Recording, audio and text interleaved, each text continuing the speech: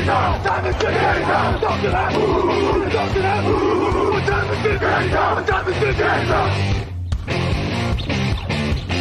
gun, Hulk left slot. Dixie left, T left. Mercedes, wide chip, Ricky. Fever left, 75, Katie, Omaha. We're good.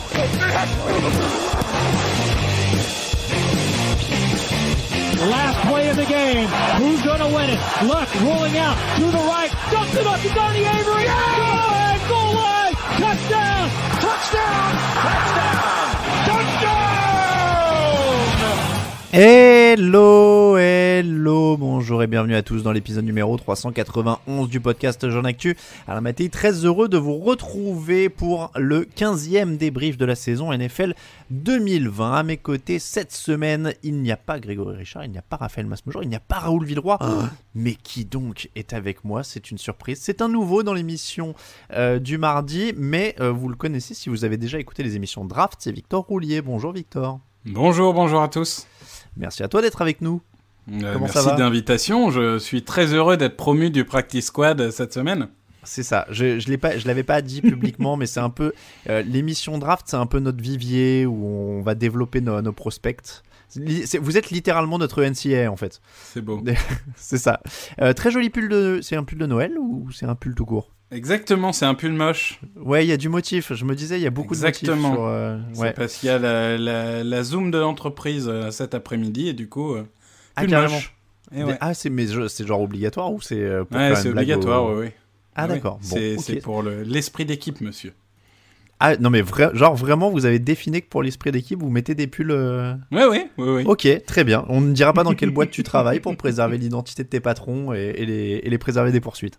On va parler encore cette semaine, évidemment, de NFL. Les Chiefs qui s'en sortent encore face aux Saints. Deux énormes surprises avec les victoires des Jets et des Bengals. Et évidemment, toutes les autres affiches de la semaine. C'est parti pour un nouveau débrief. Hey, Kurt Warner here. Hi to everybody at the Touchdown Podcast.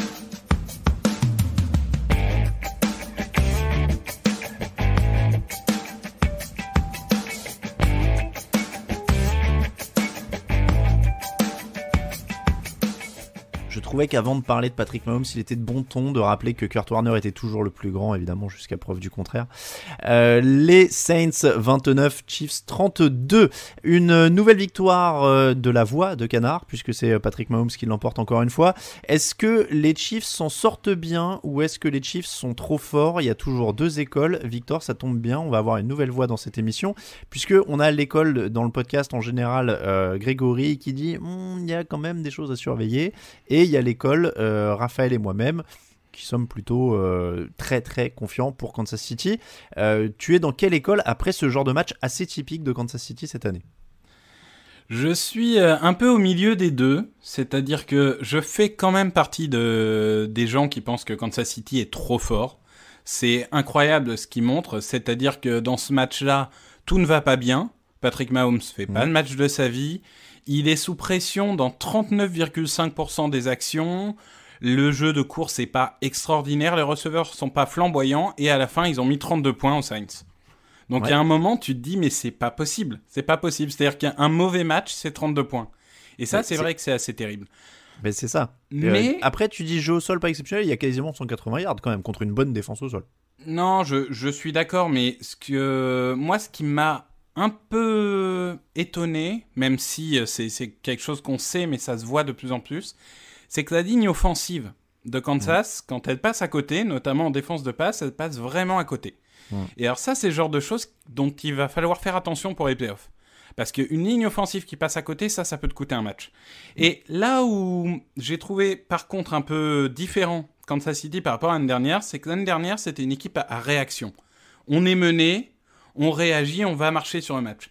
Là, ça fait quand même plusieurs fois qu'ils ont le match en main, qu'ils sont devant, qu'ils maîtrisent, et t'as l'impression qu'à un moment, ils se disent « Bon, bah là, on va lever le pied, et puis si jamais ils reviennent, on va mettre un coup d'accélérateur. » C'est vrai que c'est tout l'inverse, comme tu dis, des playoffs de l'an dernier. C'est ça. Il y a un moment, les grandes équipes, quand elles dominent, elles relâchent pas leur proie. Et je dis pas que Kansas City n'est pas une grande équipe, attention, c'est évidemment une équipe extraordinaire, mais attention à rester focus Et quand ils sont largement devant, il faut continuer à être devant et ne pas s'arrêter en plein milieu en se disant s'ils reviennent, on va faire quelque chose. Bah, c'est bien de les empêcher de revenir. Après, moi, j'ai pas appris grand-chose sur ce match parce qu'encore une fois, je vais avoir l'impression de dire la même chose que les dernières semaines, donc je vais pas blaser nos auditeurs avec les mêmes choses toutes les semaines, mais c'est exactement ce que tu as dit, quoi. Ils font pas un super match, mais ça finit avec 32 points, quasiment 180 yards au sol. Tu l'as dit, la ligne est pas exceptionnelle et ce sera vraiment un point à surveiller. Il prend 4 sacs sur ce match. Je me rappelle que dans le fauteuil de dimanche, on me disait oui, mais il a tout eu dès qu'il est arrivé en NFL. La preuve, sa ligne n'est pas parfaite. Donc voilà. Mais j'ai pas l'impression qu'on a appris grand chose. Il y a même des progrès. Enfin, je trouve que la défense est quand même plutôt sérieuse ces dernières semaines dans son registre. C'est pas une défense dominante, mais ils prennent que 60 yards au sol contre les Saints d'Alvin Kamara et ils limitent quand même. Je crois qu'il y a 3 3 and out sur les 4 premières possessions des Saints. Donc ça fait quand même quelque chose d'efficace. Après, ça nous amène sur New Orleans. Savoir si ces possessions très courtes et ces attaques très courtes en début de match, elles sont le fait de Kansas City ou d'un Drew Brees qui était rouillé ou beaucoup de temps à se mettre en marche. Est-ce que tu as été rassuré par la prestation de Drew Brees qui complète même pas la moitié de ses passes, il est à 15 sur 34. Ben, pas du tout, et c'est vrai que je reprends un peu ce que tu disais, c'est-à-dire que c'est pas tellement Kansas City qui a ralenti les Saints, c'est plutôt Drew Brees qui s'est ralenti tout seul. Et c'est un joueur admirable, une carrière extraordinaire, on le présente plus, c'est une légende, mais là, on se demande vraiment s'il peut encore emmener cette équipe sur plusieurs matchs d'affilée pour aller jouer le titre, parce qu'il y a un moment, quand on est dans les premières places d'une conférence, on veut jouer le titre. On vise pas autre chose. Et là, aujourd'hui, déjà en play-off l'année dernière, c'était pas extraordinaire. Cette année, il y a eu du bon, du moins bon. Là, je sais pas si c'est le retour de blessure où il est pas à 100% ou juste l'effet des années qui passent. Mais c'est devenu très compliqué. Ses lancers sont un peu plus lents qu'avant, un peu moins puissants qu'avant, un peu moins précis qu'avant. Et toutes ces petites choses font que on n'est plus sur un top 10 quarterback. On ne sait pas forcément si c'est lui qui va faire gagner l'équipe. Finalement, on se dit qu'il y a un moment, s'ils veulent gagner, il faut un camarade de gala. S'il n'y a pas un Alvin Kamara de gala, s'il n'y a pas un Michael Thomas qui se transcende ou des choses comme ça, ils n'y arriveront pas, quoi. Et pourtant, ils passent pas loin. Il y a une bonne prestation défensive, il y a une bonne prestation de sa ligne. C'est ça qui m'a étonné, c'est que c'est même pas que Brees était sous pression. Sa ligne, notamment le rookie César Ruiz, enfin, vraiment tout le monde était bon. Mais juste, il n'a plus le facteur X qui permettait de débloquer un match. Après, t'as cité Thomas donc est pas là sur ce match. Non, Thomas n'est pas là, mais je parle en général et même sur des playoffs. Mais je veux dire, du coup, moi, je voyais des inquiétudes pour les Chiefs ou quoi. Moi, sur ce match-là, je suis beaucoup plus inquiet pour les Saints que pour les Chiefs. Ils ont perdu donc Michael Thomas cette semaine pour la fin de la saison régulière. Et Drew Brees, alors je sais pas s'il fallait le temps que la piqûre de Toradol ait fasse effet ou quelque chose comme ça. Mais en effet, c'était poussif au début. Et même s'il revient, enfin, je veux dire, on se remet pas de 11 côtes cassées, enfin, ça m'est jamais arrivé, je sais pas exactement, mais ça va être dur d'imaginer qu'il sera en pleine santé dans 2 semaines ou 3 semaines, vraiment à 100%, et déjà à 100% l'année dernière ou même en début d'année, c'était plus, comme tu le disais, un top quarterback, c'est un bon quarterback gestionnaire, mais si t'enlèves Michael Thomas, et si, voilà, oui, et finalement, moi je trouve que cette équipe des Saints, est peut-être pas si... Parce que pour moi, c'était l'énorme favori de la NFC au début de la saison. C'était un des effectifs les plus complets. On en avait beaucoup parlé dans les previews. Ils sont beaucoup plus en danger que ce que je pensais. Je dis pas qu'ils sont pas parmi les favoris, mais ils sont plus en danger que ce que je pensais. Surtout avec un Drew Brees qui va être diminué en plus de l'âge, en fait. Mais en fait, l'équipe est à l'image de Drew Brees. C'est beaucoup moins chirurgical que l'année dernière. Il y a des faiblesses qu'on ne voyait pas avant. Et je reviens sur la semaine dernière, mais je pense que ces 2 semaines sont symptomatiques. La semaine dernière, contre les Eagles, la ligne offensive de New Orleans, qui est censée être vraiment une force, passe à travers. Là, cette semaine, c'est d'autres joueurs qui passent à travers. On se dit, cette équipe, elle va pas bien. Elle va pas bien. À l'image de ses leaders, Drew Brees et Cam Jordan, ça va pas bien. Il y a que Trey Hendrickson, qui lui fait la saison de sa vie et qui porte un peu la défense. Mais sinon, c'est compliqué. Après, l'exclusion de Cam Jordan, c'est dur. Oui, elle est dure. C'est très très dur quand même. Elle est très très dure et il n'aurait pas forcément mérité d'être exclu pour ça. carrément pas. Bon, on passe aux Rams 20, Jets 23, l'énorme surprise de la semaine. Pourtant, il y en a eu une deuxième, mais celle-là reste la plus grosse. Les Jets gagnent leur premier match de la saison, un punt bloqué, une interception, des points en attaque, pas de ballon perdu, donc c'est quand même ce qu'on appelle un match complet. Il n'y en a pas eu beaucoup. On parlera des conséquences, mais parlons quand même du terrain. Ils méritent cette victoire sur le terrain, ils font un match plein. Ils font un match plus que correct, oui, évidemment. La défense a été très solide, bien aidée, on y reviendra, mais par un Jared Goff peu inspiré, mais la défense a fait le travail. Sam Darnold a fait un match de game manager. Il n'a pas transcendé le match, mais il n'a pas fait d'erreur. Il a évité les pressions, il a pris ce qu'il pouvait prendre. Le jeu au sol, pareil. Ils ont pris ce qu'ils pouvaient prendre et finalement, ils ont profité d'un début de match très compliqué des Rams, puisqu'il y a 23-20, mais enfin ça revient surtout sur la fin du match. Il y a, je crois, 20-3 au milieu du troisième quart-temps. On a vraiment une équipe qui a dominé les Rams pendant 3 quarts-temps. Et à un moment, ils ont su, en fin de match, quand les Rams revenaient, fermer la porte. Et ils méritent cette victoire sur le terrain, il n'y a pas de débat. Bon, il y a des signes d'amélioration. Il y avait déjà des signes d'amélioration ces dernières semaines, en plus. Là, ça reste 289 yards en attaque. Ils n'ont pas fait tout flamber. Mais il y a un 7 sur 17 qui est propre sur troisième tentative. Ils ont limité les Rams à 2 sur 11 sur troisième tentative. Tu l'as dit, le truc, c'est qu'en effet, Jared Goff a peiné encore une fois. 22 sur 34, 209 yards, 2 touchdowns, une interception. J'ai l'impression qu'ils vont être coincés dans la pire zone en termes de quarterback. C'est de plus en plus clair. Ah bah c'est formidable pour ceux qui suivent la draft de se dire qu'à une époque on se demandait qui serait le plus grand franchise quarterback entre Jared Goff et Carson Wentz. C'était une autre vie, mais alors oui, Jared Goff c'est de plus en plus un problème et de moins en moins une solution. Il passe à côté des matchs. On peut pas dire qu'il a pas le matos. Je veux dire des Cooper Kupp, des Robert Woods, etc. Il y a beaucoup de quarterbacks qui rêveraient d'avoir ce genre de matos. Il a une ligne qui fait ce qu'elle peut et qui s'est pas non plus désintégrée face aux Jets, mais juste, il fait des erreurs de débutant, il est en régression, le bon qu'il a montré après, il a commencé par très mauvais, ensuite il a été de mieux en mieux, et là, cette année, c'est reparti dans le catastrophique, c'est clairement pas une solution pour l'avenir. Ouais, il y a 3 and out sur les 5 premières possessions. Ils sont Kamaker, c'est un bel espoir, mais il se fait une grosse entorse en plus, donc il sera absent au prochain match. Ils seront en play-off, mais cette attaque est vraiment quand même très irrégulière et vraiment très inquiétante. Voilà, franchement, bon, la défense, encore une fois, a fait un taf qui aurait pu être meilleur, mais c'est pas non plus les fautifs quoi, sur un match comme ça contre les Jets.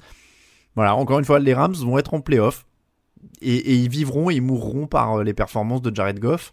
A priori, tu vivras pas 4 matchs de suite par les performances de Jared Goff. À mon avis, c'est surtout ça, quoi. Non, c'est très compliqué. Et même si, en effet, la défense reste très bonne, Aaron Donald fait une excellente saison, Ramsey, enfin, les leaders sont là, il y a un groupe cohérent, mais ça suffit pas à faire gagner une équipe.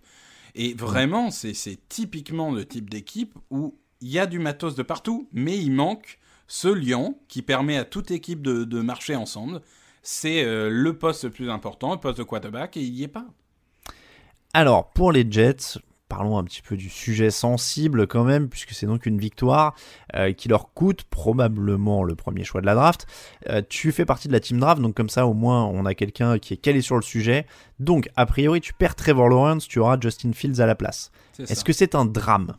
Alors, tu auras Justin Fields, je mettrai juste une petite parenthèse. Certains mettraient Zach Wilson. Mais est-ce que c'est un drame ?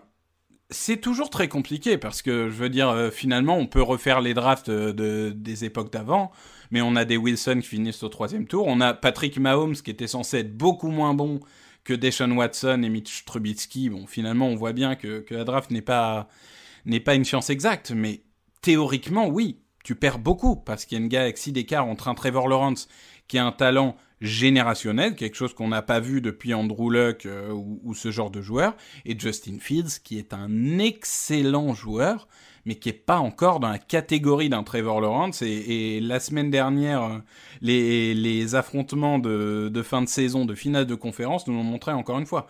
Il y a une vraie différence entre les deux. On l'avait expliqué dans notre premier podcast draft, et je pense qu'ils perdent au change. Après, peut-être que l'avenir nous dira que finalement Trevor Lawrence était un mauvais joueur. On ne sait pas, mais c'est vraiment un sujet et je peux comprendre certains supporters qui espéraient perdre. Oui. Moi, d'un point de vue de supporter, enfin, tu vois, au bout d'un moment, c'est pas toi qui es sur le terrain, donc je peux comprendre que tu as envie d'avoir un meilleur joueur. Après, je peux comprendre aussi les joueurs qui sont pas contents qu'on leur souhaite de perdre, parce que eux, ils jouent leur job sur le terrain, et forcément, tu rentres pas sur un terrain avec envie de te prendre une rouste. Donc, tu gagnes contre une équipe qui est qualifiable en play-off, donc c'est quand même quelque chose d'important. Et je suppose que ça peut être agaçant de voir que les gens se réjouissent pas pour toi alors qu'ils sont censés te supporter. Non, mais bien sûr, après, c'est tout le problème de la NFL aussi, c'est qu'on n'est pas en NBA, les contrats sont pas garantis. Les mecs, ils sont pas là pour que leur équipe ait le premier choix de draft, hein. Ils sont là pour avoir des bonnes tapes qui puissent montrer aux équipes qu'ils ont fait une bonne saison et qu'ils puissent avoir un job l'année prochaine. Et c'est pour ça qu'on dit tout le temps que le tanking n'existe pas en NFL, puisque les pas joueurs au niveau des joueurs. Voilà, les joueurs sont sur le terrain, ils vont faire leur maximum, et des fois sur un match, tout peut se passer. C'est pas pour rien, parce que on nous a souvent dit oui, mais là ils vont faire 0-16, et puis parce qu'ils sont nuls et qu'ils tankent, etc. Des 0-16, il y en a eu que 2 ou 3, du coup, il y a eu les Lions, il y a eu les Browns, voilà, il y en a eu que 2. En 16 matchs, il y en a eu que 2. Voilà, donc c'est quand même rarissime. Je veux dire, la ligue est suffisamment bien équilibrée pour que ça arrive pas trop souvent. Donc voilà, un 13.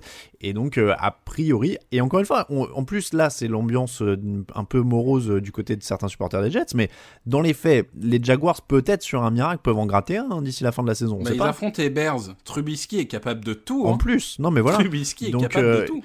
Et en plus, si on avait parié un moment sur une victoire des Jets, on n'aurait pas pris le match contre les Rams. Donc voilà, tout peut se passer encore une fois. On va bien voir ce qui arrive d'ici la fin de l'année. Pour l'instant, Trevor Lawrence va vers Jacksonville. Je suis pas sûr qu'il soit beaucoup mieux loti, mais ça c'est une autre histoire. Bengals 27, Steelers 17. La deuxième grosse surprise de la semaine, c'était dans le match du lundi soir, dans la nuit de lundi au mardi. Est-ce qu'il y a un problème fatal avec l'attaque des Steelers ? Ah oui. Alors là, il y a un problème, mais à tous les échelons. Là, c'est mental, c'est même plus de la performance. Rien ne va. Il n'y a plus de jeu au sol. Bon, Snell a fait ce qu'il pouvait, mais les receveurs drop une passe sur 2. Ben Roethlisberger, il n'est pas impliqué. On le voit, sur les pertes de balles, on a l'impression qu'il s'en fout. La ligne suit le niveau de Roethlisberger. Villanueva a été catastrophique. Oui, il faut tirer la sonnette d'alarme. Les stats de Ben Roethlisberger à la mi-temps, c'est 7 sur 16, 19 yards, une interception, un fumble. C'est catastrophique. C'est catastrophique. Et c'est pas un accident sur une semaine. Ça fait plusieurs semaines que c'est comme ça. Les Steelers n'ont pas été aidés par le calendrier. Avec les reports Covid, ils se sont retrouvés à se faire avoir sur la semaine de repos et du coup, ils jouent plus de 10 matchs d'affilée. Donc on voit que la défense est fatiguée. La défense est fatiguée de porter cette équipe. Mais en attaque, c'est pas que de la fatigue. C'est les mecs qui n'ont pas envie. Et ça, c'est un vrai problème. Oui, comme tu dis, ils sont tragiques. À la mi-temps, il y a 40 yards au total, 2 first down, 3 ballons perdus. Enfin, c'est l'enfer sur terre.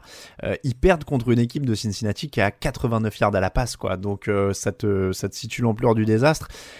Moi, je vais pas mentir, pour ma paroisse personnelle, quand on me disait pourquoi tu mets pas Ben Roethlisberger dans le top 10 des quarterbacks et pourquoi tu mets Mike Tomlin si bas dans ton classement des coachs, bon voilà, on a ce genre de réponse face à des équipes où ils doivent pas perdre, ils en lâchent toujours, ce qui est quand même assez problématique à mon sens.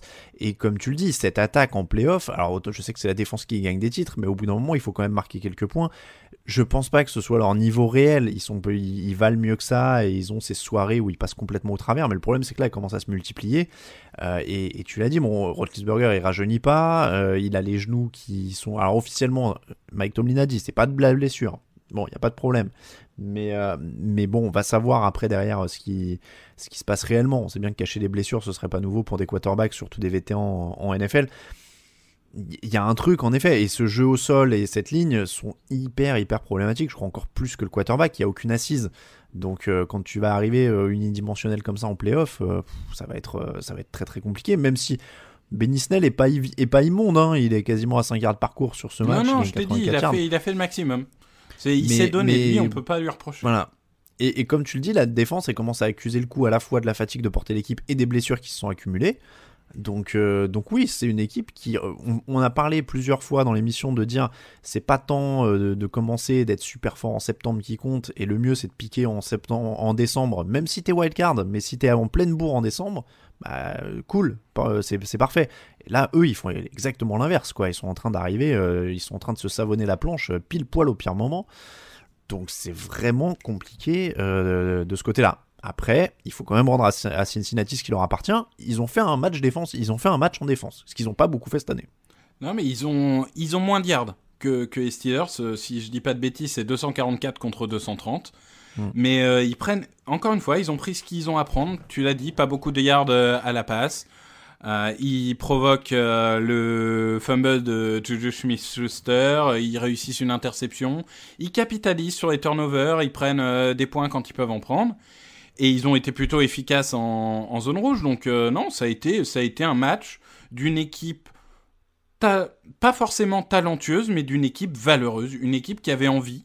Et je pense que c'est le plus important, en fait. Dans la fin de saison, tu dis, les équipes sont émoussées, et finalement, parfois, c'est pas les plus talentueux qui réussissent, mais ceux qui ont envie, et ils avaient envie sur ce match. Oui, et dans ce registre-là, en plus, il y a leur ligne, quand même, à qui on aurait pu promettre l'enfer face au pass rush des Steelers, et qui, au final, se fait pas démolir. Ils prennent 2 sacs pour 11 yards, c'est pas non plus indigent. Et encore une fois, leur défense, elle était quand même assez en difficulté depuis le début de l'année. Donc franchement, c'est vraiment un beau match pour eux et il faut en profiter. Après, évidemment, à 3-10, ça reste une petite victoire pour l'honneur en fin d'année. Hein. D'ailleurs, eux, ça les fait pas monter, enfin ça les fait pas descendre, je veux dire, dans le classement de la draft. J'avais vérifié après la rencontre. Non, il y a un gap parce qu'il y a plein d'équipes à 4 victoires, mais il y avait pas d'équipe à 3 victoires. Donc non, pour l'instant, il reste... Ils ont gagné le Penny Sewell Bowl contre les Cowboys la semaine dernière, donc ils pourront quand même renforcer leur ligne offensive. C'est ça, ce serait parfait s'ils avaient quelqu'un pour protéger Joe Burrow l'année prochaine. C'est le garde du corps parfait pour Joe Burrow. Petite pause et on parle de toutes les autres affiches. Actu, analyse, résultat, toute l'actu de la NFL, c'est sur touchdownactu.com.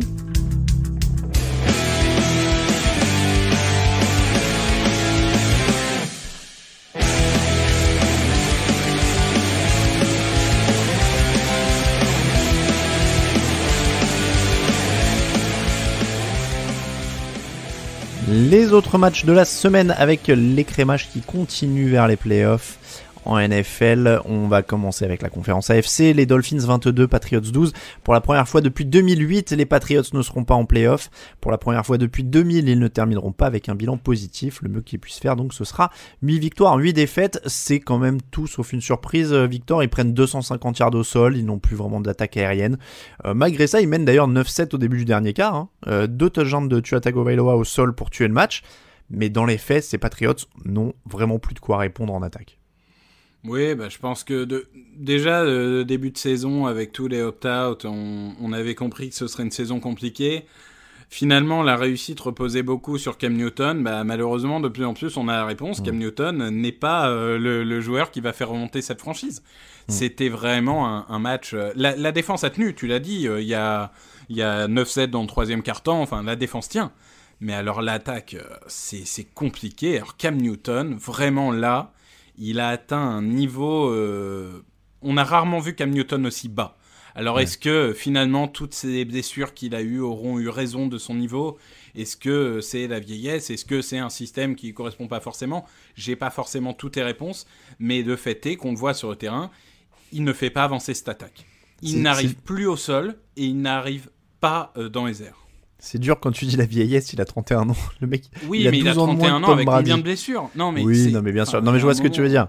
Je vois ce que tu veux dire, mais c'est vrai que c'est triste parce que c'est dingue de voir la désintégration de son niveau entre sa saison de 2015 et cette année.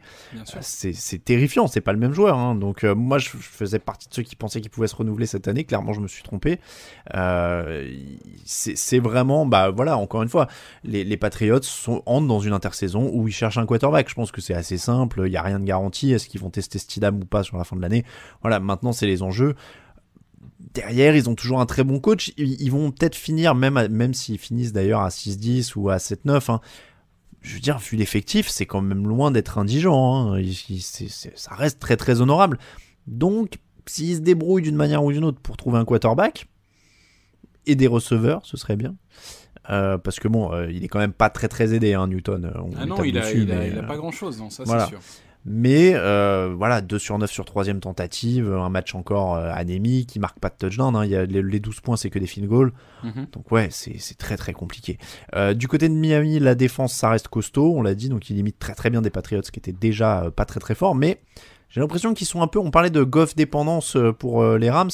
Les Dolphins, alors c'est pas le même type de dépendance parce que Goff, on sait ce qu'il a, mais on va dire que les Dolphins sont très liés à la progression de Tua Tagovailoa maintenant pour la suite, quoi. Oui, après, moi, Tua Tagovailoa m'inquiète un petit peu. Je vais être honnête, dans le sens où, dans ces années avant blessure, c'était quand même un joueur explosif, qui avait une mobilité dans la poche assez extraordinaire.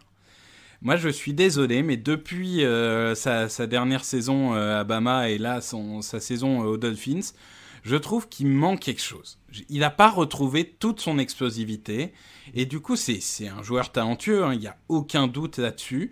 Mais pour l'instant, il n'arrive pas à passer le cap. Parce que finalement, cette attaque, elle avance pas énormément. Il fait une interception qui est, franchement, il doit prendre le sac, il précipite se lancer, et c'est une interception bête, c'est dans la end zone, ou à 1 yard près dans la end zone, donc c'est vraiment coûteux. Et finalement, il est presque plus sauvé par le jeu au sol, où il y a Salvon Ahmed qui fait 120 yards, si je ne dis pas de bêtises. Oui, il y a 250 yards au sol, de toute façon, c'est ça qui porte l'attaque. C'est globalement, et il n'y est pas étranger, parce qu'il court aussi, hein, c'est un quarterback qui sait courir, mais globalement, il manque cette étincelle qu'on a vu en université, on sait qu'il peut le faire, mais là, pour l'instant, ça manque encore. Après, c'est vrai qu'il n'a pas non plus 1 million de cibles. Il a Gesicki, il a Devante Parker, c'est vrai. C'est pas mal, hein, quand même. Oui, mais ça manque encore de joueurs explosifs. Je pense que eux, typiquement, à la prochaine draft, tu rajoutes 1 ou 2 playmakers, ça peut devenir une attaque qui tourne. Mais aujourd'hui, cette équipe ne se base que sur une défense qui est parfaite semaine après semaine. Je pense pas qu'on puisse en dire beaucoup plus que ce que vous avez dit la semaine dernière dans les podcasts. Enfin, c'est une défense qui est dominante. Ouais. Qui est mais moi, dominante. Pour Tua, j'avoue que je suis pas encore, l'ayant pas beaucoup vu à la fac, je suis pas encore convaincu. Ceci étant dit, c'est un mec qui est arrivé en cours de saison. Là, voilà, il s'aborde pas son équipe, ce qui est quand même, à mon avis, la base qu'on demande à un rookie. Bon, mais oui, 145 yards sur 26 passes lancées avec une interception, pour moi, c'est irrégulier, quoi. Il y a des flashs, en effet, on voit qu'il peut évidemment avoir un plafond 1000 fois supérieur à Ryan Fitzpatrick, mais tu sais qu'il y a des jours où ce sera la même chose, voire un tout petit peu moins bien que ce que donnerait Fitzpatrick sur un match solide. Donc, ils vont être un peu dépendants de ça, ce qui fait qu'ils vont vers les playoffs, ce qui est déjà super. Je pense que tout le monde aurait signé des deux mains du côté de Miami si on leur avait dit playoffs avec le rookie dès la première année. Mais ça rend un run en playoff quand même très très peu probable. Voilà. Playoff, attention, hein, parce qu'ils se battent pour la dernière place avec les Ravens. C'est vrai. Et ils ont une semaine 17 contre les Bills, si je ne dis pas de bêtises. Oui, donc en plus, il va quand même falloir faire attention. Je dis ça alors que dans la dernière émission de jeudi, moi j'avais dit que c'était eux qui sautaient dans la course au playoff. Donc oui. Bon, en tout cas, même si c'était aux portes, c'est plutôt une belle saison. Non, c'est sûr. Après, voilà, on verra un Tua avec une saison entière, avec tout un apprentissage pendant un été du playbook, un playbook construit pour lui, etc. On verra ce que ça donne. Toujours en AFC et toujours éliminé. Raiders 27, Chargers 30. Les Raiders sont donc officiellement éliminés après cette défaite contre les Chargers. Marcus Mariota est rentré en jeu après une blessure de Derek Carr. 17 sur 28, 226 yards, un touchdown, une interception. Marcus Mariota est-il le sauveur, Victor? Mais Raoul avait raison. De Las Vegas, Raoul avait-il raison? On avait tous tort et Raoul avait raison. La solution de cette équipe, c'est Marcus Mariota. Je vais pas mentir, il s'est un peu enflammé dans une conversation privée sur le chat de la rédaction le lendemain en disant je suis content d'avoir raison, Mariota était meilleur que Carr, etc. J'irai pas jusque là quand même, mais bon. Non, globalement, c'est les Riders qu'on voit depuis plusieurs semaines. Offensivement, ça tourne. Ils arrivent à faire quelque chose de correct. Au sol, dans les airs, ils arrivent à trouver des solutions, même si le play call en red zone a été un peu douteux. Il y a un recours assez systématique à la course qui est parfois frustrant. Mais le vrai problème, c'est la défense. On y revient encore et toujours. Enfin, les linebackers, Kwiatkowski est utilisé un peu dans un usage très contre nature. Littleton est très décevant. Et alors, les defensive backs, c'est le néant. C'est néant et du coup, ça rend toute victoire très compliquée quand tu sais que tu vas automatiquement t'en prendre 30. Moi, je pense que c'est clairement ça. Enfin, je veux dire, on parle beaucoup trop des quarterbacks. Cette équipe, elle doit continuer à reconstruire sa défense, point barre. Enfin, c'est la priorité numéro 1. Parce qu'il faut se dire qu'en plus, Keenan Allen, par exemple, passe à côté de son match. Enfin, je veux dire, la pièce numéro 1 de l'attaque des Chargers, qui est quand même pas un foudre de guerre, passe à côté de son match. Oh, t'es dur, pas un foudre de guerre. Ils ont une ligne qui est quand même. Ils ont une ligne qui est très compliquée. Ils ont des playmakers, mais ils ont quand même la structure qui est la ligne offensive qui est quand même assez irrégulière. Et il n'empêche qu'ils mettent 30 points alors que Keenan Allen passe à côté et ça paraît presque facile en fait. Ça paraît presque facile. Encore un match à plus de 300 yards pour Justin Herbert. Donc oui, c'est vraiment l'axe de progression principal des Raiders. Maintenant qu'en plus, après, s'ils veulent tester Mariota sur les 2 derniers matchs, ils testent Mariota sur les 2 derniers matchs. Si on a vu que Tannehill a eu une renaissance, pourquoi pas lui, hein. Moi, c'est pas le problème. Je lui en veux pas, ce garçon. Mais c'est pas le problème, quoi. Quand on me dit, oh là, Mariota était meilleur que Derek Carr, etc. Bon, Carr, il a été honnête, hein, cette saison. C'est pas... S'ils avaient eu une défense digne de ce nom ou un peu plus haute, ils étaient peut-être en play-off, hein. C'est pas le problème, Carr, sur cette saison-là. Bon, du côté des Chargers, on sait ce qu'on a. Encore plus de 300 yards pour Justin Herbert. C'est toujours prometteur. On attend le prochain coach. L'histoire est la même qu'à peu près toutes les semaines maintenant. Les Colts 27, Texans 20, pauvre de Deshaun Watson, épisode 50. Il a tout fait. Cette fois, la défense d'en face force un fumble en fin de match alors qu'ils allaient égaliser. Ils étaient à quelques yards de l'égalisation. Bon, c'est pareil sur ces équipes maintenant éliminées et loin. L'histoire est un peu répétitive. Il n'y a plus grand chose à dire sur cette équipe de Houston où Watson force le respect, j'ai envie de dire, mais autour, il n'y a plus rien, quoi. Non, comme tu dis, il n'y a pas énormément de choses à dire. Watson essaye de faire avec presque rien. Et il arrive à faire beaucoup, proportionnellement. Mais ça suffit pas à gagner un match. Il y a un moment, il n'est pas aidé, quoi. Il n'est pas aidé par sa ligne, il n'est pas aidé par ses receveurs. Il n'est pas aidé par le jeu de course. Son meilleur receveur, c'est David Johnson, je crois, sur ce match. C'est tout à fait possible. Enfin, je veux dire qu'il fait plus 100 yards ou 103 yards. Enfin, c'est quand même abyssal. Après, c'est sûr, hein, il y a la suspension de Will Fuller, etc. Il y a des choses qui jouent, mais bon, globalement, il n'est pas aidé. C'est un super joueur qui fait avec ce qu'il a, c'est-à-dire avec pas grand-chose. Mais bon, il va attendre d'avoir un nouveau GM, un nouveau coach, et d'essayer de voir s'il y a des gens qui sont capables de construire autour de lui. Alors du côté des Colts, on a gagné, tout le monde a gagné d'ailleurs dans la course aux dernières places de l'AFC cette semaine, ce dont on parlait dans l'émission de jeudi. Les Colts, ils ont une défense qui est particulière parce que ça lâche des yards, encore plus de 400 dans ce match, mais ils sont à plus 7 sur les turnovers dans les 3 derniers matchs. Ils sont un peu dans un style qui plie mais qui rompt pas, et tant que l'attaque est propre, finalement ça passe, quoi. C'est ça, et globalement, moi, franchement, cette équipe des Colts me séduit dans le sens où, même quand elle n'est pas extraordinaire, elle est solide partout. Et on en discutait dans le chat interne, on se demandait qui peut inquiéter Kansas City. Alors, il y avait une réponse claire qui était des Bills et on y reviendra. Mais les Colts, ça fait partie de ces équipes, je me dis, défense bien construite, ligne offensive qui est extrêmement bonne, coureurs qui sont bien meilleur qu'attendu. Le jeu de course, on pensait qu'avec la blessure de Marlon Mack, le jeu de course serait une faiblesse. Finalement, c'est la force de cette équipe. Et on a, évidemment, un Philip Rivers qui n'est pas sensationnel. Hein. Ça, on ne découvre pas qu'il n'est pas au moment de sa carrière où il va détruire les matchs. Mais il s'est calmé, en fait, par rapport au début de saison. Il a pris conscience qu'il était juste un game manager. Il fait ce qu'on lui demande de faire. Pas plus, mais pas moins. Et du coup, cette équipe est en contrôle et cette équipe gagne des matchs. Moi, j'ai peur. Tu dis, Philip Rivers a pris conscience, etc. Mais il y a un match où il va oublier et ça va être un carnage. Moi, tu vois, si demain, il joue un Mahomes et que ça commence à voler un peu et qu'il commence à essayer de lancer le ballon partout avec son bras entortillé, j'ai peur. Moi, je sais pas. Je suis pas aussi confiant que toi. J'aime bien, en effet, la structure et tout. Mais je trouve Rivers, maintenant... faut que les conditions soient vraiment impeccables. J'ai du mal à y croire. C'est pas sur cela que je me dirais en cas de surprise, tu vois, AFC. Mais après, je peux comprendre qu'on soit séduit par la structure de ces Colts. Tu l'as dit, ça avance au sol. Quand ils sont propres, la ligne est propre. La défense peut créer des turnovers. Donc, je peux comprendre. Je suis pas... C'est pas mon truc, mais je peux comprendre. On passe au Titans 45, Lions 25. Les Titans en sont à 11 cartons de suite sans réussir un seul sac et pourtant ils gagnent. Ça n'a pas dû arriver souvent, c'est une équipe qui n'a pas de sac pendant 11 cartons et qui gagne. Pas de surprise ici, ça a déroulé avec les playmakers en attaque. L'homme du match, c'est plus Ryan Tannehill, même si Derrick Henry a un gros match encore à plus de 140 yards. Mais Ryan Tannehill montre encore une fois qu'il confirme sa belle saison dernière, 21 sur 27, 273 yards, 3 touchdowns. Il est vraiment en commande de cette attaque. Il est vraiment le patron, quoi, le maestro, j'ai envie de dire. Ouais, bah, je me permets de te corriger, c'est même 46 points qu'ils ont mis dans ce match. Ah pardon. Ouais. Mais oui, Ryan Tannehill, c'est assez exceptionnel. La question qu'on se posait au début de la saison, c'est est-ce que sa demi-saison de l'année dernière était une anomalie ou est-ce que vraiment il était à ce niveau-là ? Non seulement c'était pas une anomalie, mais il a passé un cap, il est à un niveau au-dessus de l'année dernière. Alors ce qui l'aide, c'est que tout le monde passe un cap autour de lui.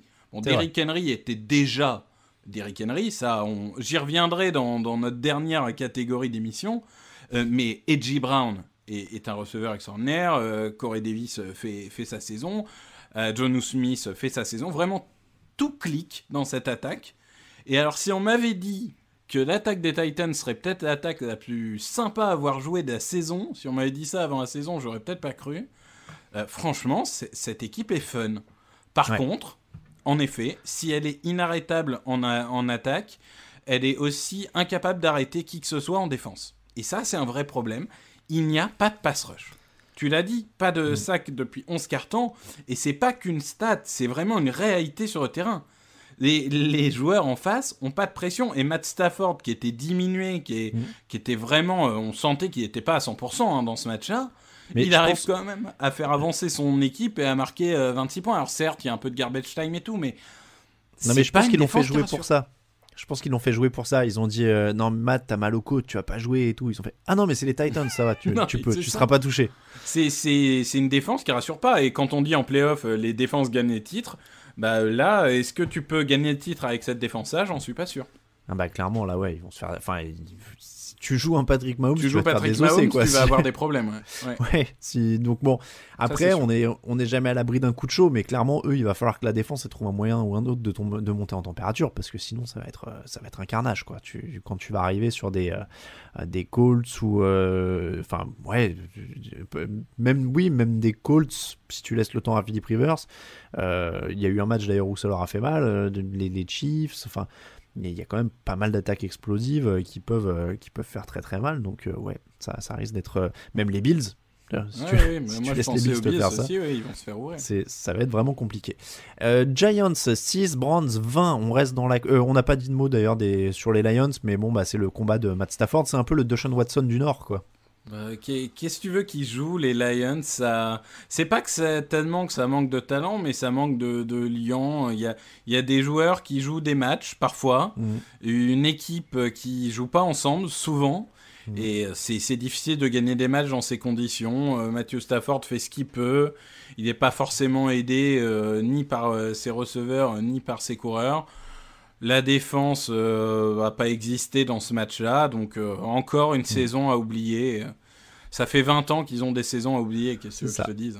Giants 6, Browns 20, encore un bon match de Baker Mayfield, 27 sur 32, 297 yards, 2 touchdowns. Il confirme lui quand même, parce qu'il a quand même pris pas mal de doutes et de critiques. Depuis quelques semaines, ça enchaîne pour Baker Mayfield. Ah bah moi j'étais un de ses plus fervents critiques avant le début de la saison. Là je dois bien avouer que je mange mon chapeau comme dirait la vieille génération. Là clairement il a passé un cap dans l'intelligence de jeu, dans la précision, dans la patience, dans ses choix.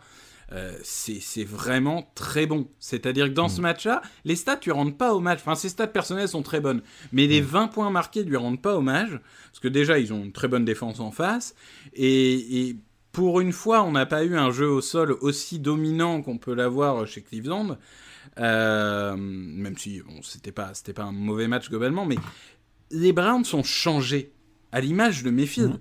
C'est-à-dire que qu'est-ce qui fait la différence entre une équipe prometteuse et une équipe qui va souvent en play-off ? C'est gagner les matchs que tu es censé gagner. Ouais. C'est le genre de match, et vous l'avez dit je crois la semaine dernière, c'est le genre de match que les Browns vont perdre il y a 2 ans, il y a 3 ans et 4 ans. Là, ils sont en contrôle. Bon, alors c'est sûr, Colt McCoy en face, c'est pas une grande menace, mais bon, Colt McCoy, il avait battu les Seahawks avec cette équipe Giants. On est sur une semaine où des Bengals ont battu des Steelers et où des Rams ont perdu contre les Jets, donc il faut les gagner ces matchs. Ils ont fait le boulot. Ils ont jamais vraiment été inquiétés. Ils étaient en contrôle. Au moment où ils ont senti qu'ils étaient devant, on fait passer l'horloge. Non, globalement, rien à dire. C'est une équipe qui est vraiment en contrôle. Tu l'as dit en plus, bon, en face, ça sent un peu la fin de la belle aventure pour les Giants. Ils ont un peu espéré. Là derrière, il leur reste Ravens et Cowboys. Ça va être compliqué, même si la NFC Est est elle-même compliquée. Mais la défense est honorable, l'attaque est courte. Colt McCoy pouvait rien faire face à cette équipe. Donc, tu l'as dit, Cleveland fait les joueurs de Cleveland font ce qu'ils ont à faire, ce qui est quand même. Encore une fois, la grande nouvelle, on l'avait dit en effet il y a une semaine ou deux, je sais plus, on avait titré sur le fait que Cleveland était sérieux maintenant. C'est une équipe sérieuse qui gagne les matchs qu'elle doit gagner et c'est déjà énorme en NFL. Et je trouve que les surprises de cette semaine rappellent bien au moins, parce qu'on dit oui, mais les gens ils ont battu des mauvaises équipes, machin. Ouais, mais il faut les battre, les mauvaises équipes. Donc franchement, chapeau à Cleveland, chapeau à Baker Mayfield qui progresse. Moi je l'avais dit, cette année c'était presque une nouvelle année rookie où il était justement dans les conditions idéales pour un rookie, avec des coureurs pour l'aider, avec une défense avec des playmakers, etc. Avec une ligne qui progresse énormément, que ce soit par la draft ou la free agency. C'est ça, et donc il a pu s'épanouir là-dedans, avec enfin visiblement un coach qui a des idées, qui tient un collectif. C'était une deuxième année rookie, donc je comprenais pas qu'on soit oui mais Mayfield il fait des pubs et machin et des trucs, on s'en fout de ça. Donc voilà, là il se relance. Quand j'entends des oui mais il faudrait redonner une chance à Darnold ou à Mariota, laissez une chance à Mayfield, c'est sa 3e année, le mec il est dans la pire franchise en termes de gestion depuis des années. Bon là il se relance, donc c'est bien. Moi franchement cette équipe de Cleveland est prometteuse. Et ils ont les billes maintenant pour aller en playoff.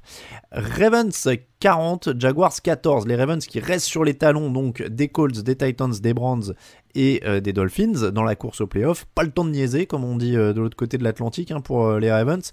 Début de match raté avec une interception pour Lamar Jackson, mais derrière il y a 4 touchdowns, 3 à la passe, 1 à la course, 26-0 à la pause. C'est plié. Ça monte en puissance quand même du côté de Baltimore. Oui, c'est vraiment très bien. Tu l'as dit, Lamar Jackson, excellent match si on met de côté cette interception des premières actions.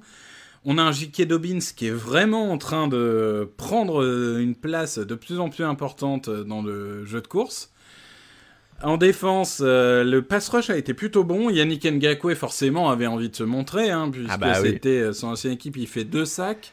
Ce qui fait qu'il aura fait 8 sacs dans toutes les saisons qu'il a disputées en NFL, malgré son changement de franchise, etc.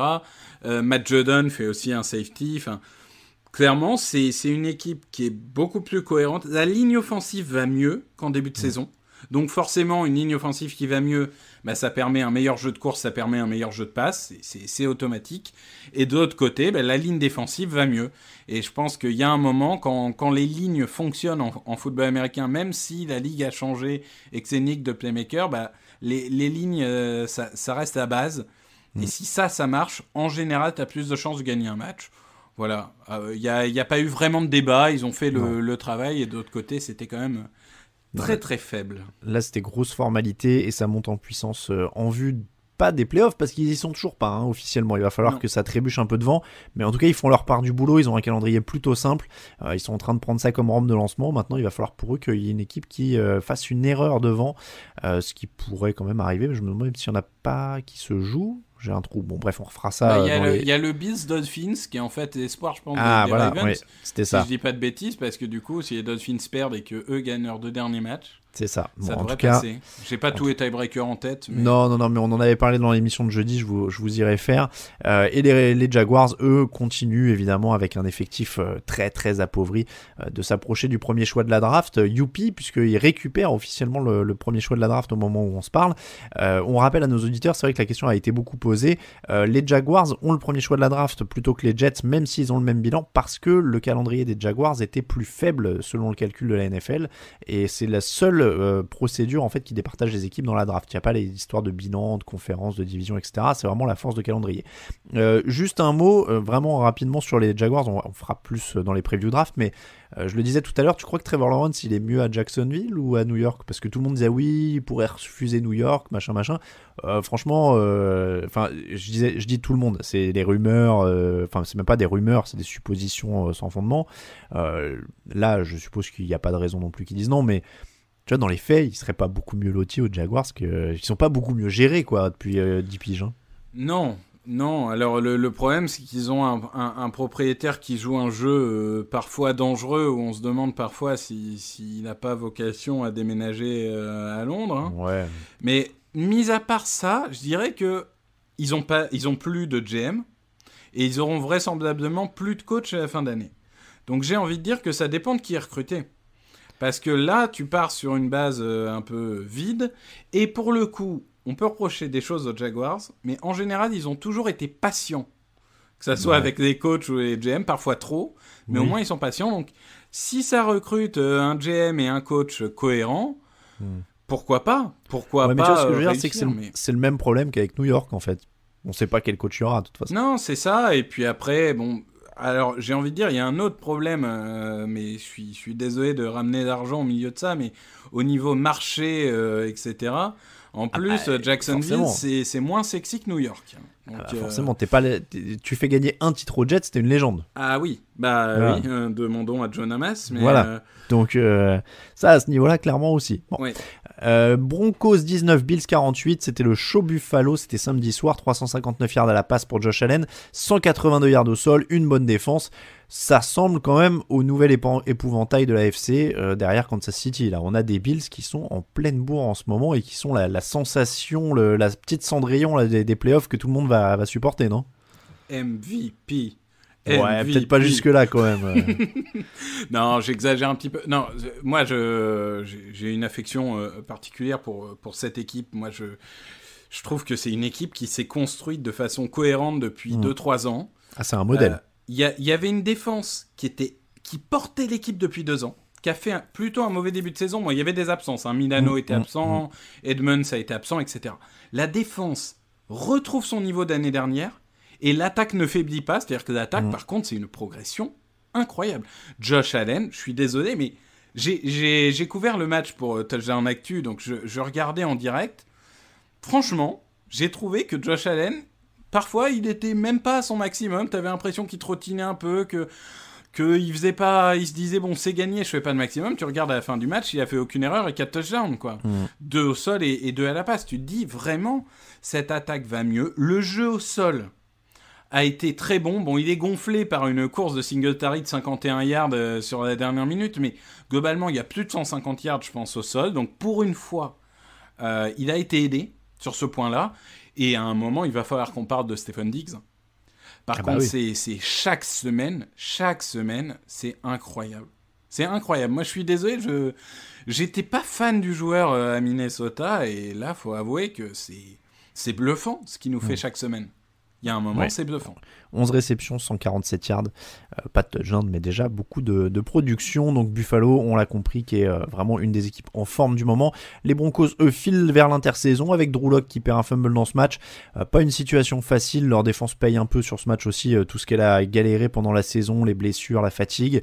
Et puis toujours l'inconnu, Drew Lock. Alors est-ce que toi, t'as un avis sur l'avenir ? Est-ce que Drew Lock, ça peut être le quarterback d'avenir ? Parce que là encore, non. J'aime bien avoir un regard frais dans cette émission, j'en profite. Absolument pas. Moi, je suis de l'avis des gens qui se dégagent. C'est-à-dire que même quand il fait un bon match, ce qu'on appelle un bon match, c'est qu'il a à peu près géré le match, pas fait trop d'erreurs, mais il fera pas gagner son équipe. Enfin, il y a un moment, non. Moi, je fais pas partie des défenseurs de Drew Lock.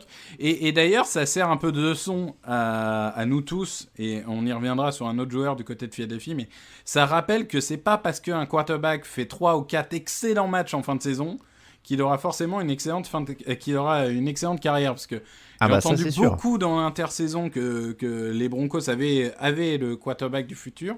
Oui, mais ça c'est le grand classique, les fins de saison boulet de canon qui donnent de l'espoir pour rien.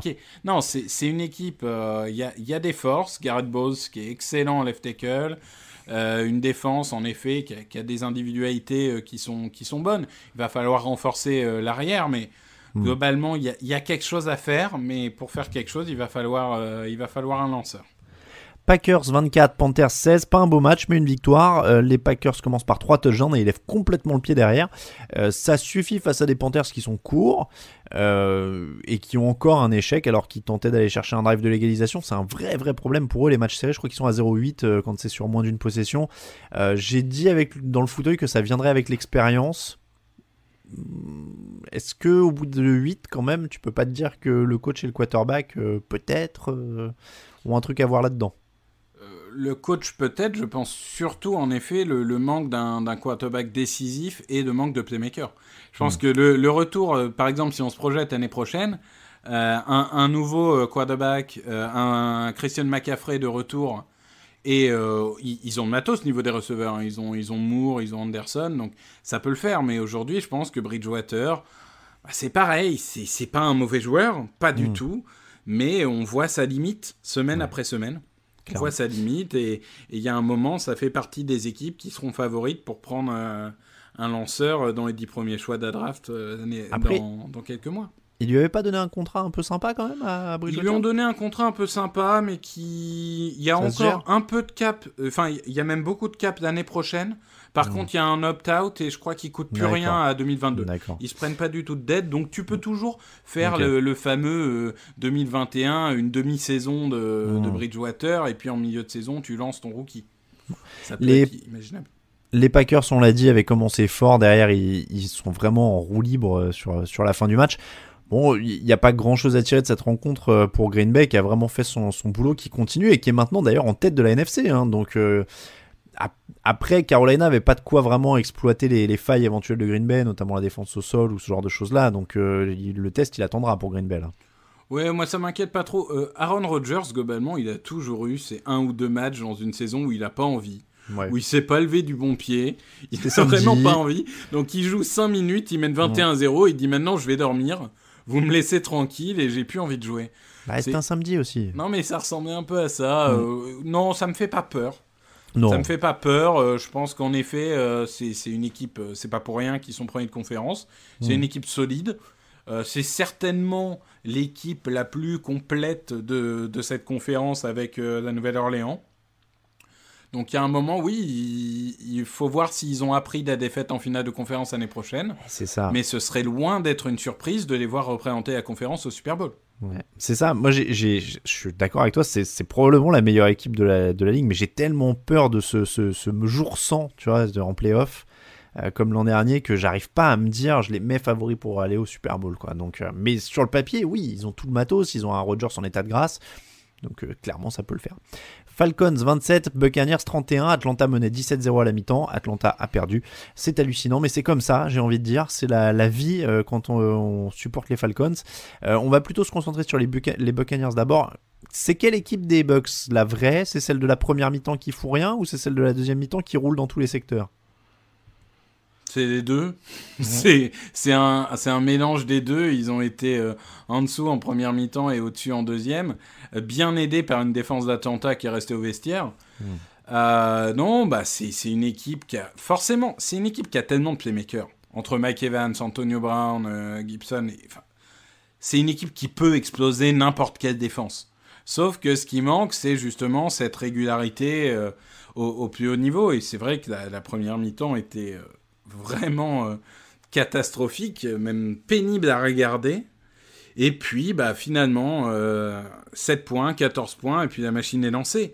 Et puis, il bénéficie quand même de cette capacité d'Atlanta à disparaître. Alors forcément, c'est facile. Tu dis la deuxième mi-temps, c'est facile de mettre 28 points quand t'as personne qui défend.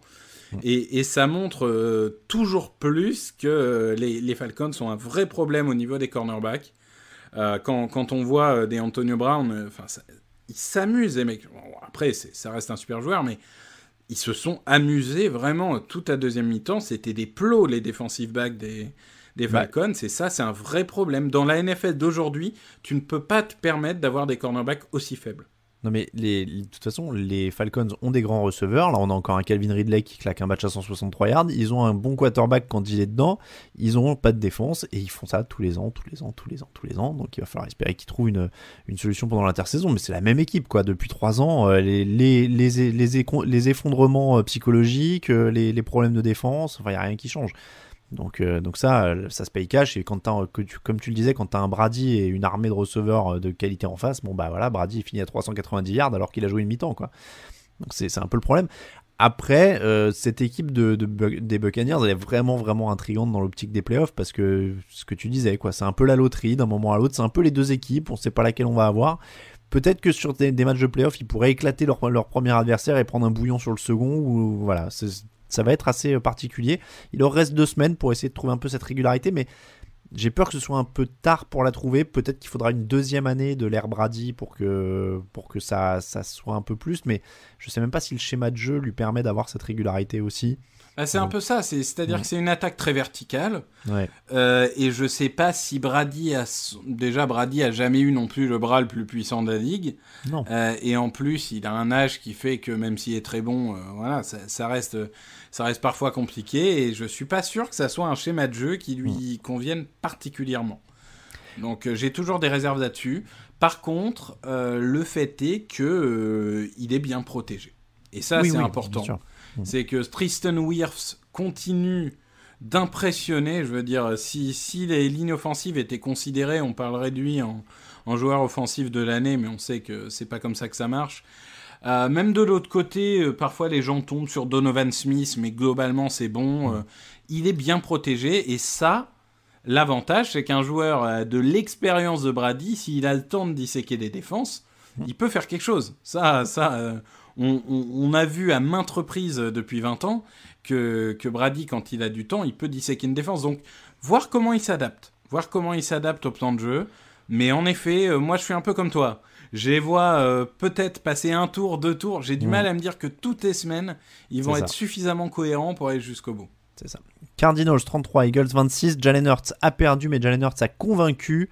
Est-ce que je peux le résumer comme ça, Victor, toi qui as regardé ce match des Eagles?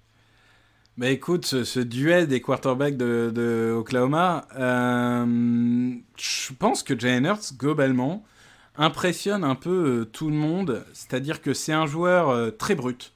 C'est un peu comme Josh Allen, finalement, dans le sens où quand il est arrivé à la draft, on disait tous, il a du talent, il sait faire des choses, il l'a montré, mais alors, il lui faudra 2, 3, 4 ans pour faire quelque chose en NFL. Finalement, dès son deuxième match, il semble très à l'aise. Il fait 4 touchdowns dans ce match. Il fait quelques erreurs de lecture. Parfois, il lance trop loin. Parfois, il prend un sac qu'il ne devrait pas prendre. Mais bon, à un moment, c'est un rookie. Tu t'attends pas à ce qu'il soit impeccable. Mais globalement, il fait mieux que ce qui était attendu. Et alors, il y a un phénomène, mais qui ça est un phénomène qu'on voit dans tous les sports et qui est parfois indescriptible, c'est que parfois, quand on change un joueur, l'état d'esprit global change. Et t'as l'impression que tous les joueurs sont plus rapides, tous les joueurs jouent mieux, tous les joueurs ont plus envie. Et c'est pas tellement que Jalen Hurts qui fait cette performance, c'est vraiment une équipe qui joue mieux.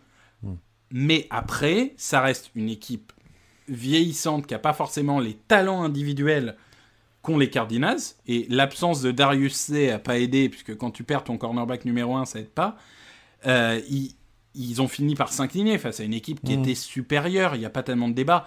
Mais c'est sûr que là, Philadelphie a un gros sujet de discussion pour l'intersaison. Là, je pense que... La question, elle est simple, il faut se positionner. Donc, est-ce que tu vois un scénario où Carson Wentz peut revenir? Là, ça semble quand même assez clair. Tu as mis un choix du second tour devant un choix du premier tour qui a complètement perdu confiance.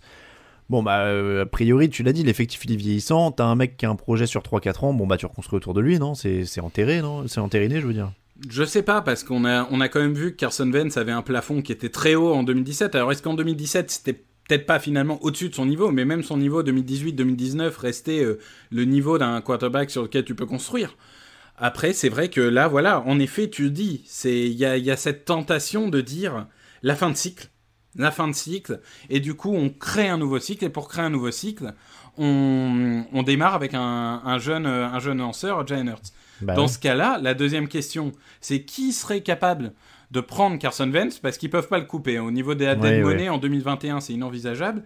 Par contre, en trade, il y a un trade qui saute aux yeux. C'est celui des Colts, puisque Frank Reich, le coach, était le coordinateur offensif de Carson Wentz lors du titre de 2017. Parce qu'on pense toujours à Nick Foles, mais ça, on va le faire pendant l'intersaison notamment, les trades. Non, mais c'est ça. Mais pour finaliser, voilà, toi, tu fais quoi? Tu cours avec Hurts maintenant? Et tu balances Vance s'il y a un preneur? S'il y a une possibilité de trader Vance, je pense que je fais, oui. Bon. Les Cardinals, ça se rassure avec un bon début de match, même un punt bloqué dans le premier quart qui leur donne une possession facile. Il y a un record en carrière pour Kyler Murray à la passe avec 406 yards. Ils sont donc toujours dans la course au playoff. On fera un point d'ailleurs jeudi dans l'émission sur la course au playoff NFC, après avoir fait la AFC la semaine dernière. Du côté donc des Cardinals, ça se rassure quand même. Il y avait 26 partout dans le troisième quart, tu l'as dit, ça a fini par passer. La différence, c'est quoi ? C'est l'effectif, c'est vraiment la qualité globale qui fait qu'Arizona a fini par mettre le pied sur le match ? C'est les individualités. Ouais. Alors c'est un match très étrange parce que la première mi-temps est très offensive et la deuxième mi-temps l'est pas du tout, puisque pendant très longtemps on reste bloqué à 26-20, mais je pense que c'est les individualités. DeAndre Hopkins a marché sur la défense des Eagles, clairement.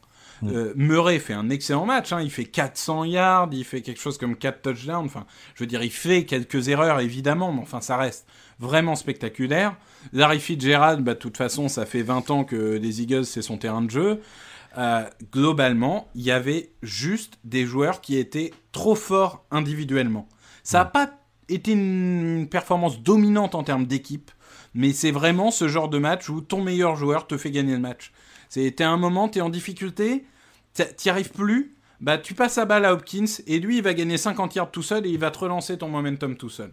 Et ça c'est important. Avoir ce type de joueur, Coco et Texans, avoir ce type de joueur c'est vraiment important et ils n'ont pas encore un effectif suffisamment complet pour que je les considère comme une équipe dangereuse en play-off. Par contre, je pense qu'ils ont des individualités fortes et qu'ils sont pas loin l'année prochaine de devenir un vrai contender pour eux. Washington 15, Seahawks 20, on enchaîne avec la NFC Est, on va enchaîner toutes les équipes de la NFC Est. Donc les Eagles ont perdu, Washington a perdu, mais Washington reste en tête de la division. On a parlé des Giants tout à l'heure qui ont perdu aussi, spoiler, il n'y a que les Cowboys qui ont gagné. Donc Washington, alors Seattle qui continue à avoir du mal quand même en attaque, qui mène 23 à l'entame du dernier quart, derrière il n'y a plus rien. Je sais qu'il y a un bon front seven, mais on va quand même commencer par Seattle avant de parler de Washington. C'est pas rassurant quand même pour Seattle non plus. On a dit que cette équipe marquait le pas ces dernières semaines. Il pouvait y avoir l'impression que c'était l'occasion face à Washington de se relancer de manière un peu convaincante. Bon là c'est pas dingue. Alors il y a 180 yards au sol. C'est le point positif et ils n'ont pas concédé le moindre sac. Ils ont été sur des choses qui n'étaient pas leur force ces derniers temps. Mais derrière ça, l'attaque est pas aussi flamboyante, quoi. Il y a vraiment un truc dans les airs qui n'est plus là par rapport au début d'année. Clairement, et je pense que le moment où ça a tourné, c'est la défaite face aux Giants. Depuis, c'est vraiment compliqué. Je pense que le game plan était construit pour justement essayer de neutraliser la ligne défensive de Washington, ce qu'ils ont plutôt réussi à faire. Tu l'as dit, très bonne réussite au sol, et ça c'est important quand tu veux pas mettre sous pression ton quarterback. Mais oui, c'est pas impressionnant, ça manque. En fait, tout le monde manquait d'explosivité. Vraiment, il n'y avait pas cette magie du début de saison. Metcalf semblait lent, Wilson semblait lent, Lockett n'arrivait pas vraiment à se séparer du défenseur. On a l'impression que voilà, c'est une équipe qui fatigue, un peu comme la défense des Steelers. C'est des équipes, voilà, tu le dis, c'est important d'être bon en décembre, eux, ils fatiguent. Complètement. Dwayne Haskins a même eu le ballon pour aller chercher la gagne en fin de match. Il a pris 2 sacs. Il est nul. Voilà, c'est ce que j'allais dire. Il a pris 2 sacs sur 2 actions de suite sur le dernier drive. Il a intercepté 2 fois. Voilà, t'as résumé. J'ai même pas besoin de te demander. Mais oui, Dwayne Haskins montre pas énormément de signes de progrès. Peut-être par petit flash si on veut être positif. Il est nul. Bon, voilà. Il est nul. J'ai essayé d'être positif. Et je pense qu'ils peuvent gagner ce match avec Alex Smith. Ils peuvent pas te gagner avec Haskins. Je dois avouer que je ne sais pas si Alex Smith sera disponible prochain match. Pas suivi. Je crois qu'on n'a pas encore l'info. On n'a pas encore l'info, mais je pense que Washington reste favori pour gagner la division, compte tenu de calendrier, etc. J'ai fait un peu tous les scénarios et je pense qu'ils sont favoris. Mais il y a Amenas Cowboys dont on va parler juste après. Belle transition que je t'offre. Ils sont favoris à partir du moment où ils sont devant dans cette division. Oui, et puis ils vont affronter les Eagles, ils vont affronter les Panthers qui sont en fin de cycle. Donc voilà. Donc on peut imaginer qu'ils gagnent, mais pas avec Haskins. Enfin, non, sincèrement, mettez-moi n'importe qui, mais pas lui. Il détruit tout ce que les autres construisent. Alors, terrible. tu l'as dit, les Cowboys reviennent. Cowboys 41, 49ers 33. Dallas est en vie. 4 ballons arrachés par la défense, 2 fumbles, 2 interceptions. Ça leur permet de prendre de l'avance en début de match et de plus être rejoints. Ils font pas un grand match offensif, hein, on est à moins de 300 yards. Mais, encore une fois, ils sont vivants face à des Niners qui sont dans leur registre habituel, mais avec trop d'erreurs, ce qui du coup rend la tâche impossible. Est-ce que l'info du match, c'est Tony Pollard, du coup 69 yards et 2 touchdowns au sol, 63 yards dans les airs, qui remplace Ezekiel Elliott? Non, l'info du match pour moi c'est la défense. C'est paradoxalement ça finit en 41-33, mais là, tu l'as dit, la défense a été meilleure que l'attaque. C'est tout le paradoxe. Bon, ils se prennent des points, notamment garbage, mais la défense a fait la différence. Et je pense que s'ils veulent espérer arracher la division, il va falloir compter là-dessus. Parce qu'il y a beau avoir des receveurs de talent, l'attaque est pas explosive. Pollard a été bon. Oui, mais je disais ça parce que comme Ezekiel Elliott a pas fait une bonne saison, j'ai pas regardé les contrats, mais tu vois, est-ce que tu peux économiser? Ezekiel Elliott, il a un gros contrat garanti, donc ça m'étonnerait. Ça m'étonnerait vraiment, mais voilà, pour le coup, c'est une attaque qui a des très bons joueurs sur le papier, mais qui n'arrive pas à lier les choses. Et paradoxalement, si la défense arrive à être agressive comme elle l'a été et à provoquer 3-4 pertes de balles, même si c'est pas tous les jours Nick Mullens en face, là, pour le coup, ils peuvent gagner comme ça. Sur 3 matchs, c'est possible. Donc voilà, moi je dirais que l'agressivité de la défense est la principale leçon côté Cowboys. Ils sont un match derrière Washington, et leurs 2 prochains matchs, c'est Eagles-Giants. Donc ils peuvent gagner les 2 prochains. Oui, ils peuvent gagner les 2 prochains. Après, ça dépendra de Washington, du coup. Oui, franchement, c'est la NFC Est. Je sais plus quoi dire. Ils peuvent perdre les 2 prochains aussi. Bon, après, c'est ça. Ils peuvent tous les 2 perdre contre les Eagles et on ne saura plus ce qui se passe. C'est ça. Bon. Vikings 27, Bears 33. Il est fort, ce Mitchell Trubisky, quand même, non? Ah c'est le meilleur quarterback de sa draft, hein. Deshaun Watson et Patrick Mahomes, c'est pas mal, hein, mais Trubisky, c'est quand même un niveau au-dessus. Faut le dire. Moi, il nous fait le petit garbage time qui va bien. Alors, même s'ils sont encore officiellement dans la course au playoff, mais il nous fait la petite fin de saison qui va bien pour foutre le doute et qu'on le garde, lui. Globalement, il tourne à 30 points de moyenne sur les 3-4 derniers matchs. C'est une saison très paradoxale des Bears, hein, qui ont d'abord été très bons, puis très mauvais, puis entre les deux. Après, il est quand même bien aidé par le sol, surtout. Moi, c'est surtout ça, il y a quasiment 200 yards au sol. Mais David Montgomery, ça fait 2 matchs d'affilée qui dépassent ses 100 yards. Il devient enfin le joueur qu'on attend de lui. Et c'est quand même la grosse information. Il y a aussi une ligne qui est bien meilleure qu'au milieu de saison où c'était vraiment porte ouverte. Voilà, on a une équipe qui marque 30 points par match. Mais après, ça reste les Bears. C'est-à-dire qu'au prochain match, ils peuvent très bien marquer 3 points et perdre contre les Jaguars. C'est ça. Ils n'ont jamais été menés dans ce match. Franchement, ça a été un match solide de leur part. Tu l'as dit, la ligne offensive des Bears a mangé Minnesota. Donc voilà. Et après, on parlait des Vikings. Mais donc oui, comme tu dis, ils sont entre les deux. Évidemment, le Jaguars pourrait être une surprise. Derrière, ils jouent les Packers. Alors ça dépend si Green Bay a déjà verrouillé la première place. Peut-être que repos, ils peuvent en profiter. Là, ils sont un match du coup derrière les Cardinals et 2 matchs derrière les Buccaneers. Donc voilà, ils sont pas en position de force pour se qualifier. J'ai toujours du mal à y croire. Après, voilà, on va voir ce que ça donne. Mais on peut pas nier qu'ils ont, comme tu dis, une attaque qui marque des points. Et ça, pour une fois, ça se lie avec leur bonne défense. Donc ça fait toujours quelque chose. Du côté de Minnesota, c'est quand même pas vraiment une surprise. Ils flirtaient avec l'élimination depuis quelques semaines. Il y avait toujours des matchs un peu ric-rac qu'ils arrivaient à gratter. Mais franchement, je trouve qu'on le sentait venir, quoi. Tu sais jamais quoi penser avec Minnesota. Ouais. C'est-à-dire que des semaines où tu penses qu'ils vont gagner, ils perdent. Des semaines où tu penses qu'ils vont perdre, ils gagnent.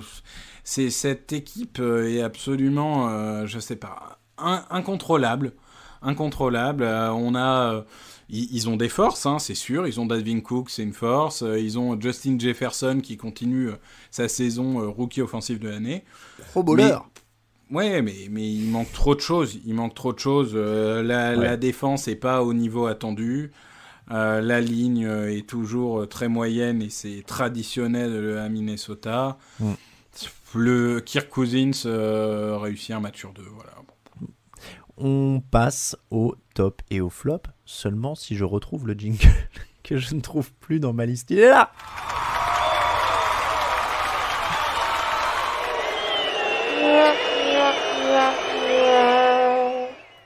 Les fêtes de Noël, l'émotion, tout ça, les vacances.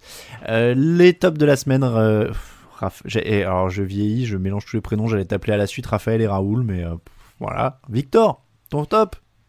Derrick Henry.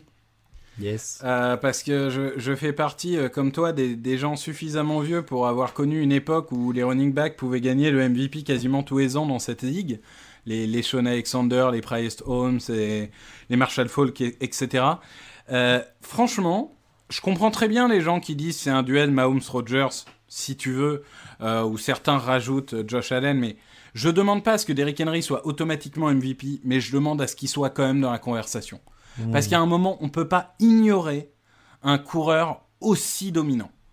Je suis désolé, chaque semaine, tu te dis c'est pas possible, le mec avec un bras, il fait valser les défenseurs, il fait toujours la course qu'il faut, enfin, c'est trop fort. Il y a un moment, pour moi, il y a ce quatuor, Mahomes, Rodgers, Allen et lui.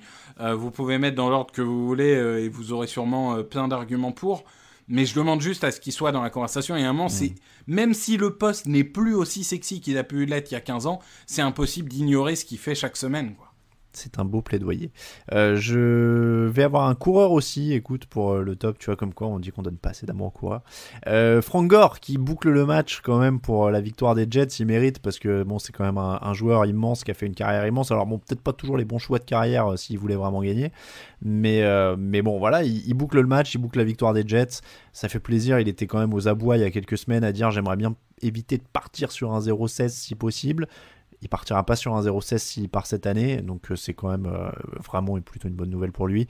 Et je voulais le saluer. Le flop pour toi, Victor?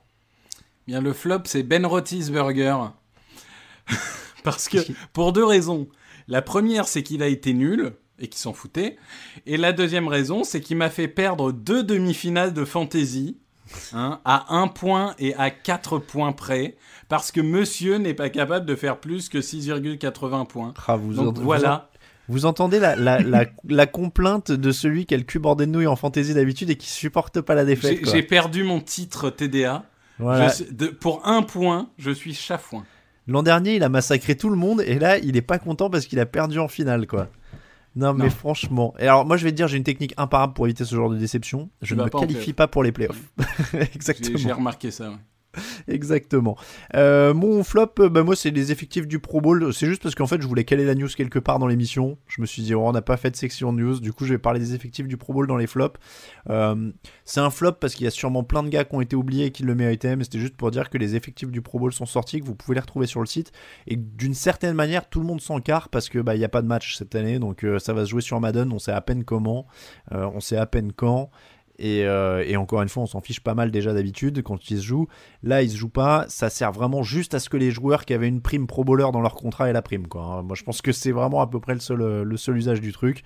Bon, après, voilà, ça fait bien sur le CV. Il y en a quelques-uns qui seront Pro Bowler. Cette année, au moins, on s'évitera les 25 000 forfaits. Ça fera des articles en moins sur le site et on n'aura pas tous les matins à faire un pointage des 15 mecs qui sont forfaits et qui se font remplacer par le remplaçant du remplaçant du remplaçant. Donc voilà, on aura des vrais Pro Bowlers cette année. Je sais pas, il y a des oubliés qui t'ont choqué, toi, Victor, dans les Pro Bowlers. J'ai vu Kyler Murray plutôt que Tom Brady, par exemple. Moi, perso, je peux comprendre que ça titille certains. Moi, ça m'a surpris. Mais enfin, le Pro Bowl est un concours de popularité. Oui. Tout le monde le sait. Pour le coup, allez, je vais faire plaisir aux Jaguars. J'aurais bien aimé voir Robinson coureur. Donc voilà, mais globalement c'est toujours pareil, c'est un concours de popularité, tu auras toujours des joueurs qui sont là parce qu'ils le méritent et d'autres parce qu'ils ont un nom bien reconnu des votants. Et moi, je ne fais confiance qu'aux équipes All-Pro. Je ne regarde pas les effectifs du Pro Bowl. On est d'accord. Moi, c'est pareil. C'est les All-Pro. Et puis voilà. C'est comme ça que se termine l'épisode numéro 391 du podcast Jean Actu. Merci à tous ceux qui nous soutiennent sur Tipeee comme toutes les semaines. Cette semaine, Robmo, Tom, Emilien et Jaguars France qui se sont ajoutés à la liste. Grand merci à eux de nous soutenir. Pour nous suivre, Twitter @TDActu, Facebook @TDActu, Instagram @JeanActu en entier. Les Twitter perso, Victor, c'est Victor Roulier en tout attaché. C'est ça, @Victor Roulier. @Victor Roulier, @Alain-Mattei. Pour moi-même, on vous rappelle que toute l'actu de la NFL, c'est sur tdactu.com. Merci beaucoup, Victor. Merci à toi. Bon, ça va, content de cette première? Bah écoute, oui. Mais très content. C'est moi où t'as changé ta prononciation sur quarterback?